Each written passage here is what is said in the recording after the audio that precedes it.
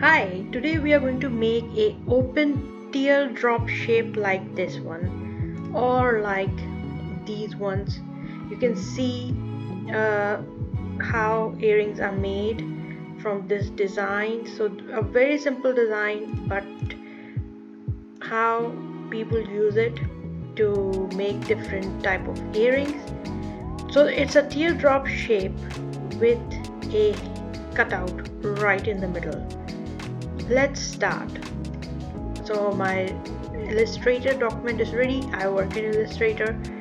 I will bring up my guides and I will bring up my 2 into 2 inch box. So again, this box confines my dimensions for the earrings because I think that if they are built properly at this scale, then they will cut properly as well. So to make this type of shape and earring, first we need to make a basic shape. For that, I'm just using my mouse again. I'll choose pencil tool and simply choose a color, no stroke, and by choosing pencil I'll just go make a shape like that. Like this. So it resembles this shape a little bit. Now what I'm going to do, let's try again just to get a right type of a shape. I'm just showing you this, like this is how long it takes to get a shape right. This is okay, but the bulge has to be different place, so maybe try again like this. I'm happy with this. Let's clean this shape up. So as you can see, there are so many anchor points, 1 2 3 4 5 6. I don't need that many anchor points in this little tiny object. So what I'm going to do, I'm going to simplify this line. I'm going to go to object, path, and simplify. What simplify does, it takes the extra points out and make it smooth. So I will hit the preview, and now you can see originally I had 6 points and now I have 2 points, and I'm happy with that. I'm going to invest all my time in building these basic shapes. Once they are built, I can do whatever with them, but if the basic shape has flaws, it will never look good. Now I'm going to select it, right click, transform, reflect, and I'm going to vertically reflect it and make a copy.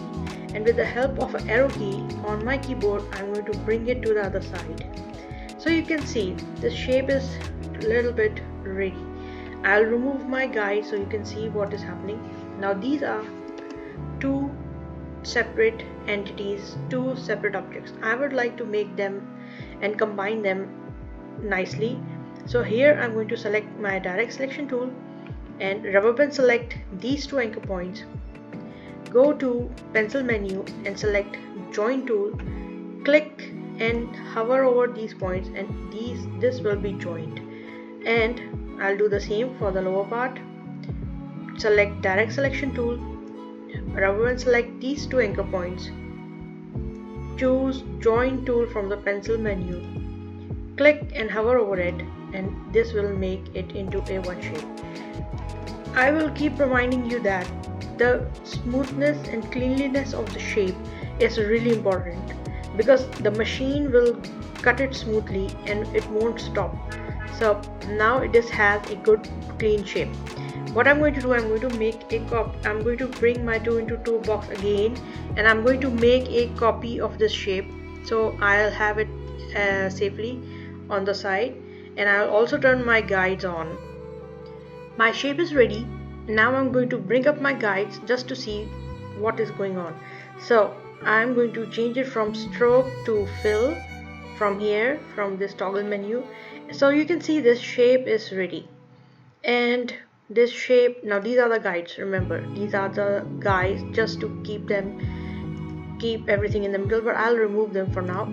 So what to do to make shape like that, cut out, clean cut out? What I'm going to do, simply first I'll worry about the jump ring hole, where the jump ring hole will go. What I'm going to do, is click ellipse from here, ellipse, and select another color, click once, and I always select point from between point 10 to point 12, so to make a jumping hole which is nice and machine will cut easily. Nobody has to worry about punching hole with the hole punch or anything. I want machine to do the work, therefore I'll choose this.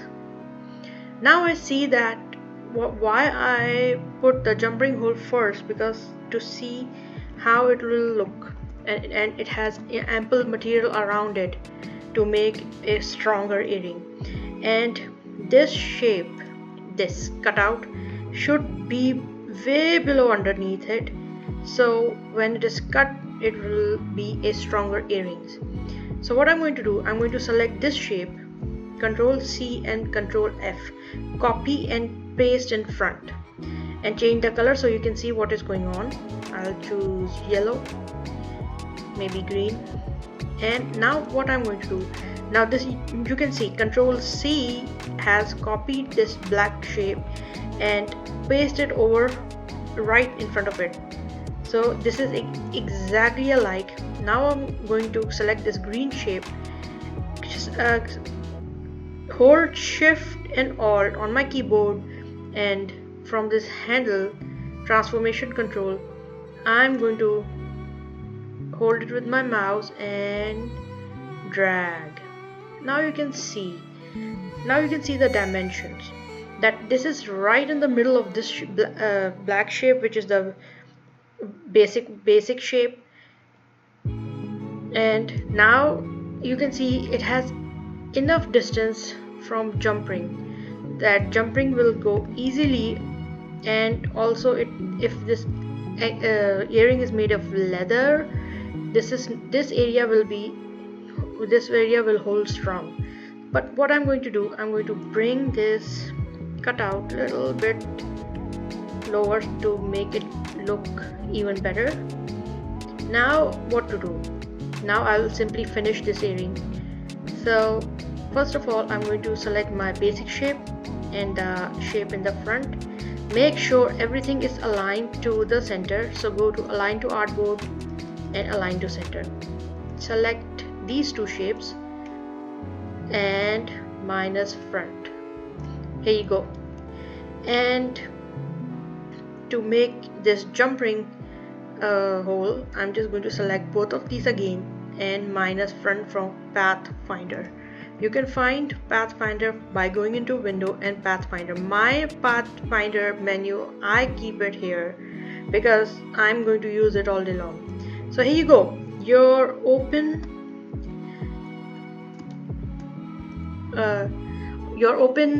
teardrop shape is ready. This shape, along with several other varieties, it is going to be available for free, so you can download it and experiment with that.